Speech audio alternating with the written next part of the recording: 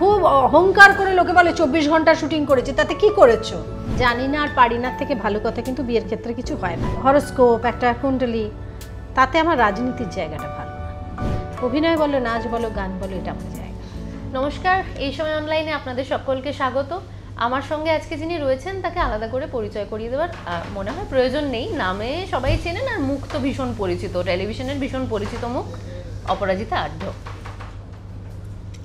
দিদি, প্রথমেই বিজয়া এবং দীপাবলির শুভেচ্ছা। তোমাকে অনেক অনেক শুভেচ্ছা এবং দর্শকদেরও শুভেচ্ছা। একদম। কেমন আছো তুমি? সবসময় ভালো, তাই না? এই হাসি মুখটাই বলে দেয় সেটা। তোমার ছবি আসছে 31শে অক্টোবর, শ্রী দুর্গা। আমার প্রথমে নামটা শুনেই আমার খুব অবাক লেগেছে। শ্রী কেন, শ্রীমতী কেন নয়? শ্রীমতী কেন নয়, কারণ এটা শুধুমাত্র দুর্গা ছিল, তারপরে ডিরেক্টরের কিছু মনে হয়েছে, ওই জন্য শ্রী যোগ করেছে। শ্রী মানে হচ্ছে তো দুর্গাকে আমরা যখন শ্রীম বলে পুজো করি, দুর্গার পুজো শ্রীমেই হয়, সেই জন্য শ্রী মানে হচ্ছে শ্রী দুর্গা। আচ্ছা, সেই অর্থে শ্রী মানে এতে কোনো লিঙ্গভেদ নেই না। আচ্ছা, যেমনটা তোমাকে ছবিতে দেখা যাচ্ছে, বরাবরই তুমি ভীষণ মাতৃসুলভ এবং তোমার চরিত্রগুলোও সেরকমই হয়। তোমার কাছে যারা ব্যক্তিগতভাবে তোমার সঙ্গে যাদের পরিচিতি রয়েছে তারা জানে তুমি ভীষণই মায়ের মতো যত্ন করো। এখানে চরিত্রটা কি সেরকমই নাকি? হ্যাঁ, এখানে চরিত্রটা একরকমই, খুবই মাতৃসুলভ, খুবই সংসারের কথা ভাবে, সংসারের জন্য স্যাক্রিফাইস করে, নিজের জীবনে আর কিছু বাড়তেই নেই। নিজের জীবনটা সংসারের কাজ করতে করতে আর সেবা করতে করতেই শেষ হয়ে গেছে, তারপরেও কোনো স্বীকৃতি নেই, এত করার পরেও কোনো স্বীকৃতি নেই, কিন্তু তবুও নিজের মধ্যে বাঁচে। আর খুব ভীতু মানুষ। আচ্ছা, রিয়্যাক্ট করতে পারে না, খুব ভীতু মানুষ, মানে ইঁদুর আরশোলাতেও প্রচণ্ড ভয় পায়, সেরকম একজন মানুষ। তার জীবনে যখন একটা অযাচিত ঘটনা ঘটে, তখন ওর তো রিয়াকশন জানে না, ও তো রিয়্যাক্ট করতে জানে না, তো রিয়্যাক্ট করে না, কারণ একইভাবে জীবন চলতে চলতে জীবন তো থেমে গেছে। তো সে কি করে, কি করতে পারে, আদৌ কি করছে, করতে পারে নাকি ভাবছে ওগুলো করেছে? ঠিক। আমরা টিজারে দেখেছি যে এমন একজন ভীতু মানুষ যে আরশোলা দেখলেও ভয় পায়, কিন্তু তার হাতেই চপার উঠে এসেছে। হ্যাঁ, সেজন্যই বললাম যে ওটা আদৌ করতে পারে নাকি ও ভাবছে ওটা করেছে। তো নিশ্চয়ই তুমি এটা আমার সঙ্গে সহমত পোষণ করবে যে মেয়েদের লড়াইটা এক্ষেত্রে অনেক বেশি। মেয়েদের লড়াই সব ক্ষেত্রেই বেশি, কোন ক্ষেত্রে বেশি নয়, সব সময় মেয়েদের লড়াইটা সব ক্ষেত্রেই বেশি হয়। ঠিক।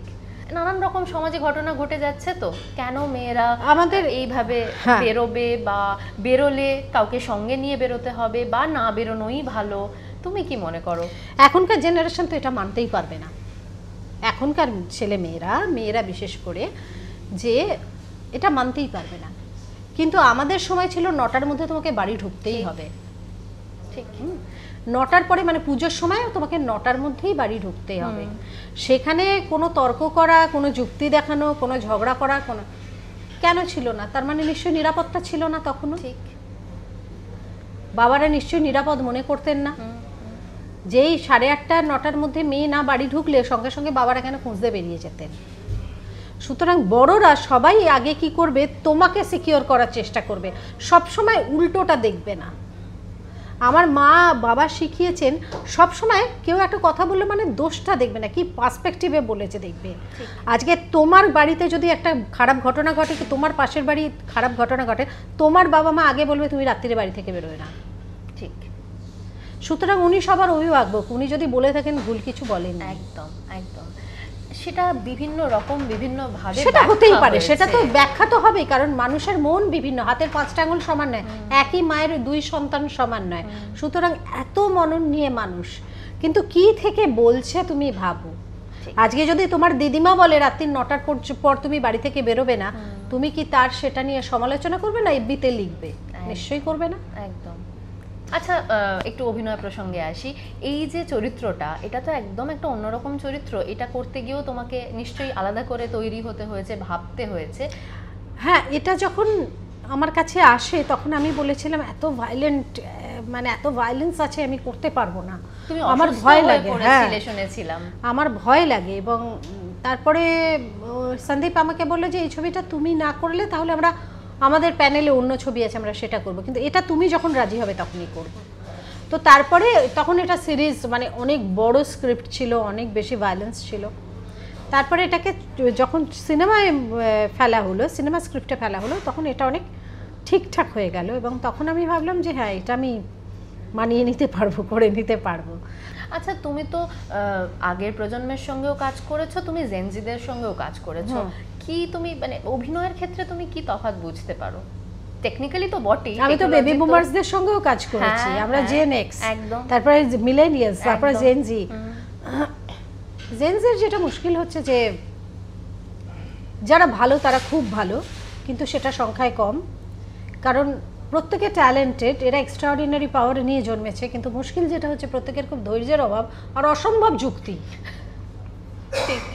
যুক্তির কোনো শেষ নেই, তোমাকে 50খানা যুক্তি দেখিয়ে দেবে, খালি নড়বে না, এটাই হচ্ছে মুশকিল। আর মাথাটা সব দিকে আছে, একদিকে নেই, যেটা কাজের দিকে সেদিকে নেই। কাজের দিকে দিলে কিন্তু মানে অসাধারণ জায়গায় যাবে, আমরা চুনোপুটির পর্যায়ে করি না, কিন্তু মাথা এত 10 দিকের এত অসংখ্য যুক্তি আছে, এত অসংখ্য তর্ক আছে যে তুমি কি বলবে।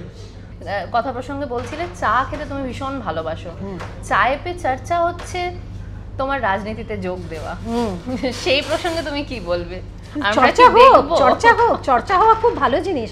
আমায় নিয়ে যখন আমাকে একবার দেখে আমাকে নিয়ে গোল টেবিল বৈঠক হয়েছে একটা স্টুডিওতে এবং সবাই আমাকে নিয়ে খুব চর্চা করেছে, আমি বললাম আমাকে নিয়ে চর্চা করছিলি, আমি খুব খুশি হয়েছি, সবার মুখগুলো শুকিয়ে গেছে। আলাম কিছুক্ষণের জন্য আনন্দ পেলি, নিজের দুঃখগুলো ভুলে রইলি, হ্যাঁ, এবং এই যে আনন্দটা পেলিস তার কিছুটা পজিটিভ ভাইবস আমিও পেলাম। সুতরাং আমাকে নিয়ে যে চর্চা হচ্ছে তাতে তো মানুষ আনন্দ পাচ্ছে, তার কিছু পজিটিভ ভাইবস আমিও পাচ্ছি। না, তুমি ব্যক্তিগতভাবে তুমি কি মনে করো, তুমি আসবে না রাজনীতিতে? না, আমার রাজনীতির আসা না আসার থেকেও বড় কথা হচ্ছে রাজনীতির আমি কিছু বুঝি না, রাজনীতি আমি কিচ্ছু বুঝি না। এবং সবাই তো একটা বিশ্বাস নিয়ে চলে, একটা হরোস্কোপ, একটা কুণ্ডলী, তাতে আমার রাজনীতির জায়গাটা ভালো না। ও, তুমি অলরেডি সেটা বিচার করেছো? আমি তো সবসময় কোনো না কোনো বিচারের মধ্যে থাকি, সেটার জায়গাটা ভালো নয়। এবং আমার বাবাকে একজন বলেইছিলেন যে খুব সক্রিয় প্রশাসনে থাকবে এরকম কারোর সঙ্গে মেয়ের বিয়ে দেবে না।